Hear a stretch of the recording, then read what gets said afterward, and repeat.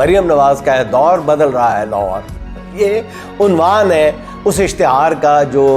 گزشتہ کئی روز سے اخبارات کے سرورق پہ چھپ رہا ہے، فرنٹ پیج پہ۔ اور یہ ناظرین اشتہار بتا رہا ہے کہ لاہور میں ہزاروں گلیاں پختہ کی جا رہی ہیں، سینکڑوں کلومیٹر سیوریج لائنز بچھائی جا رہی ہیں، نئے ٹیوب ویل لگ رہے ہیں، ہزارہ اسٹریٹ لائٹس لگائی جا رہی ہیں، واٹر سپلائی کی سکیمز جو ہے اس کے علاوہ ہے۔ اس پر پنجاب حکومت 137 ارب روپے کی خطیر رقم صرف کر رہی ہے۔ یوں لگتا ہے کہ پورے پنجاب کے ترقیاتی فنڈ ایک طرف اور لاہور کی محبت دوسری طرف، مگر تکلیف دہ ناظرین حقیقت یہ ہے کہ لاہور کی سڑکوں اور نالیوں کے بارے میں فکر مند حکومت کو لاہور کے سرکاری ہسپتالوں میں بیماری کے علاج کے ساتھ جو تڑپ رہے ہیں بیماری کے علاج کے لیے عوام کی خبر لینے کی بالکل فرصت نہیں۔ میں بہت بھاری دل کے ساتھ ناظرین آپ کو بتا رہا ہوں، مجھے پچھلے 2-4 دن کے دوران اتفاقاً 3 سرکاری ہاسپٹلز میں جانے کا اتفاق ہوا، وہاں کچھ وقت گزارنے کا موقع۔ ناظرین دوسرے ذرائع یہ کہتے ہیں کہ لاہور کے بڑے سرکاری ہاسپٹلز میں زیادہ تر آپریشن اس وجہ سے ملتوی کیے جا رہے ہیں کیونکہ آپریشن کے لیے سامان ہی نہیں، جو مریض وارڈز میں داخل ہیں وہ الگ سے سک رہے ہیں۔ آؤٹ ڈور میں ہونے والے ایسے مریض جنہیں فوری آپریشن کی ضرورت ہے انہیں محض دوائی لکھ کر